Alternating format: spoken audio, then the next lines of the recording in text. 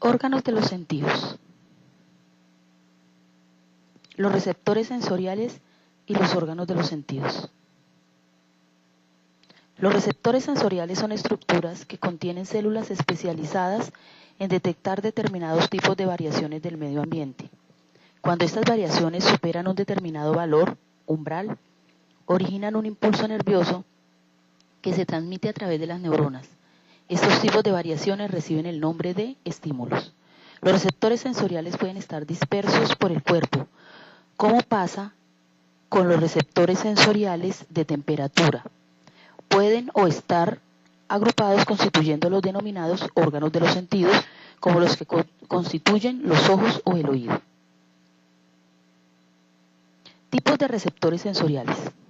Los receptores sensoriales se clasifican según el tipo de estímulos que captan en mecanorreceptores, termorreceptores, quimiorreceptores o fotorreceptores. Los mecanorreceptores captan efectos mecánicos, como los receptores del tacto de la piel, sentido del tacto, los del equilibrio, del oído interno y los de la audición del caracol del oído, sentido del oído. Termorreceptores captan temperaturas, como los termorreceptores de la piel. Quimiorreceptores captan sustancias químicas como las mucosas olfativas de la nariz, sentido del olfato, y las papilas gustativas de la lengua, sentido del gusto. Los fotorreceptores captan luz, como la retina del ojo, sentido de la vista. ¿Para qué sirven los 5 sentidos del cuerpo humano? Los seres humanos tenemos 5 sentidos que nos sirven para reconocer y relacionarnos con nuestro entorno. Son el gusto, la vista, el olfato, el oído y el tacto. Los órganos de los sentidos captan impresiones, las cuales son transmitidas al cerebro y éste las convierte en sensaciones. Con la vista notamos lo que pasa a nuestro alrededor. Con el gusto reconocemos los sabores. Con el olfato olemos lo que está en el entorno. Con el oído sentimos todos los sonidos y con el tacto reconocemos las cosas cuando las tocamos. La vista. La vista es el sentido que nos permite ver las cosas. Con los ojos percibimos la forma y el tamaño de los objetos y también a qué distancia se encuentran de nosotros. El órgano de la visión es el ojo, el cual está encargado de detectar la luz y de enviarla al cerebro. Allí se interpreta y se reconocen los objetos y todo lo que nos rodea. Este es el ojo y sus estructuras.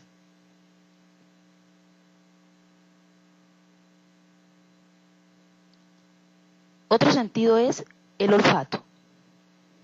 El olfato es un sentido por el cual se perciben los olores. El órgano del olfato es la nariz. Por medio de las mucosas se encuentran dentro de la nariz, se recogen los olores y estos luego van al cerebro para ser interpretados. En nuestro cerebro, quien nos dice a qué huele algo. Este es el sentido del olfato y sus estructuras.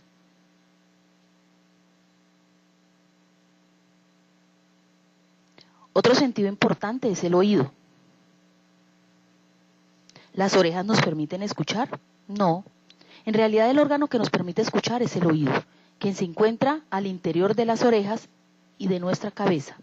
El oído se divide en 3 secciones: oído externo o pabellón de la oreja, oído medio y oído interno. Este es nuestro oído y sus estructuras.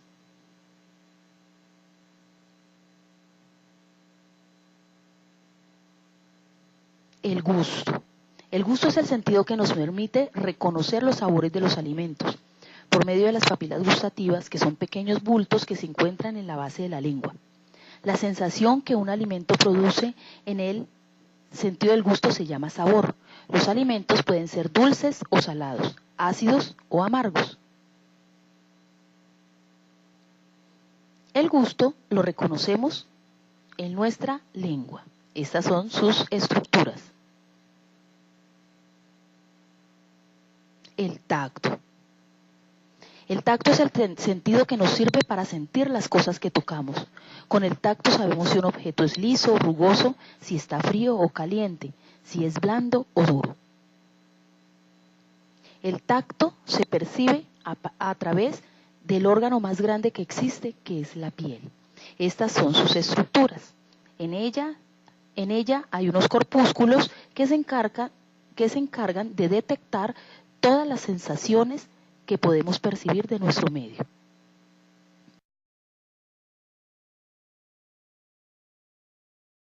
De los 5 sentidos, el tacto es uno de los cruciales para la supervivencia.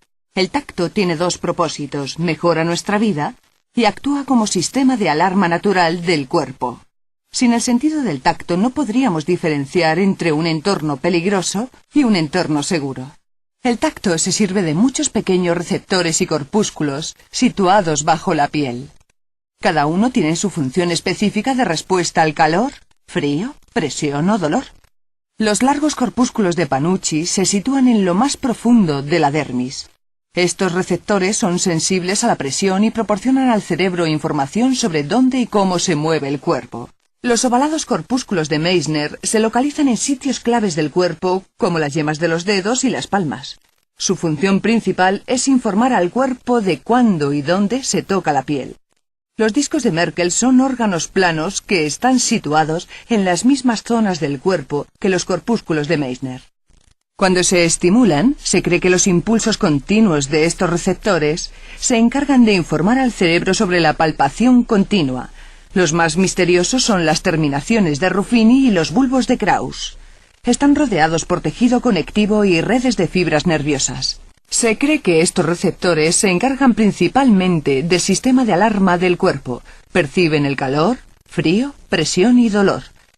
Ahora que conocemos los distintos receptores, hablemos de cómo se transmite al cerebro la información que recogen. Las terminaciones nerviosas libres se bifurcan por la capa exterior de la piel, llamada epidermis. Estas terminaciones toman la información recogida por los receptores y la transforman en impulsos nerviosos eléctricos. Las fibras nerviosas disponen de vías en la médula espinal que llegan hasta el cerebro, donde se interpretan estos impulsos. El increíble sentido del tacto trabaja diariamente para mejorar nuestra vida y proteger nuestro frágil cuerpo. Sin él, sería realmente difícil vivir. Al hablar, el sonido de mi voz se escucha de forma clara e instantánea. Lo que no sabemos es que cuando hablamos se crea una perturbación del aire denominada vibración. Para que alguien escuche lo que digo, la vibración debe realizar un largo y complejo viaje a través del oído y dentro del cerebro. Sigamos el recorrido de la vibración según vamos explorando el sentido del oído. La porción externa del oído tiene forma hueca para recoger y canalizar las numerosas vibraciones que se producen a nuestro alrededor. Las vibraciones viajan a lo largo del conducto auditivo y colisionan con el tímpano, haciéndolo vibrar. Esta vibración produce el movimiento de 3 delicados huesos en el oído medio: martillo, yunque y estribo. Al moverse el hueso más pequeño, el estribo, pasará la vibración a través de la ventana oval en el oído interno. El oído interno se denomina laberinto porque tiene varias cámaras. Hay 2 fluidos en el oído interno, la endolinfa y la perilinfa. La endolinfa ayuda a mantener la orientación y equilibrio, y la perilinfa se encarga de la recepción de las vibraciones. Cuando las vibraciones chocan con la perilinfa, se producen ondas de presión que equivalen a las del sonido. Las ondas de presión son las encargadas de transmitir las vibraciones a la parte más delicada y compleja del oído humano, la cóclea. La cóclea está revestida de hueso, con forma de caracol, y contiene muchas células de pelo microscópico. Las ondas de presión hacen que los pelos se inclinen, activando los impulsos nerviosos que continúan hasta el nervio auditivo y a la corteza auditiva del cerebro. Es en la corteza auditiva donde se reconoce finalmente la vibración percibiéndose como un sonido. Es increíble que este largo proceso ocurra a diario una y otra vez, en fracciones de segundo. La visión es un proceso complicado que requiere el funcionamiento conjunto de varios segmentos de los ojos y del cerebro. Al mirar a nuestro alrededor, los rayos de luz chocan y rebotan en los objetos que nos rodean. Los rayos de luz que viajan normalmente en línea recta Penetran entonces en el ojo y se desvían al pasar por la saliente córnea. Este proceso de desviación se llama refracción. Después de la refracción, el colorido iris y la pequeña y negra pupila regulan la luz. Los músculos del iris están constantemente ajustando la cantidad de luz a la que está expuesta la pupila. La luz que pasa por la pupila seguirá su camino a través de las lentes del ojo, muy parecidas a las lentes de una cámara. Las lentes del ojo desvían aún más la luz y la invierten. Las lentes enfocan la luz del objeto al fondo del ojo, sobre una capa de nervios que forman la retina. Esta toma la luz y forma una imagen invertida y hacia abajo. La retina se forma de células sensibles a la luz denominadas bastones y conos. El número de bastones es superior al de conos y su función primaria es ayudarnos a ver con poca luz. Los conos contienen rodopsina. Esta es la sustancia responsable de los colores y los detalles que vemos. La retina transforma la imagen en impulsos eléctricos que viajan a través de los nervios ópticos y sobre el quiasma óptico. El quiasma tiene forma de X y permite que los impulsos viajen al lado opuesto del cerebro en las cintillas ópticas. Ambas cintillas llevarán los impulsos de ambos ojos, izquierdo y derecho, de su distinta perspectiva visual hasta el tálamo. En el tálamo los impulsos se encontrarán con nervios que los transportarán a la corteza visual del cerebro. Las perspectivas visuales del ojo derecho e izquierdo se unen creando una imagen con forma clara y tridimensional.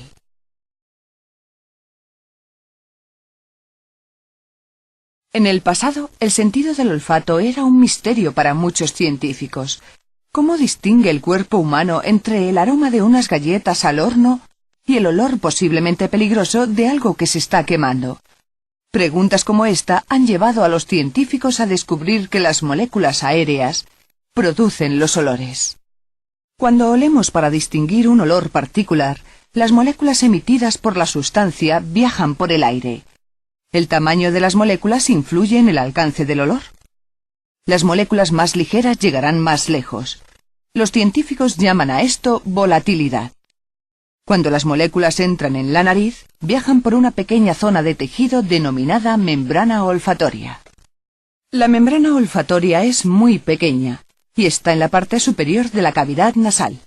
Está compuesta de tejido amarillo grisáceo y cubierta de gruesa mucosa. En la membrana hay numerosas células receptoras, consideradas prolongaciones del propio cerebro. Se supone que cada célula receptora es sensible a la dimensión de cada molécula en particular. Realizada la asociación entre la molécula y la célula receptora, se crea un impulso nervioso. El impulso irá al cerebro a través de un hueso delgado de la frente llamado lámina cribiforme. Bajo esta lámina están los bulbos olfatorios, donde el impulso nervioso tendrá su primera conexión con el cerebro. En el bulbo olfatorio hay estructuras llamadas glomérulos. La función de estas estructuras es distribuir los impulsos nerviosos convergentes de forma ordenada al cerebro. En el cerebro los impulsos se distribuyen a distintas áreas para su descifrado y percepción del olor. Los científicos han determinado que el cerebro humano puede identificar miles de olores distintos. Se puede afirmar que el sentido del olfato es una de las virtudes más importantes del cuerpo humano.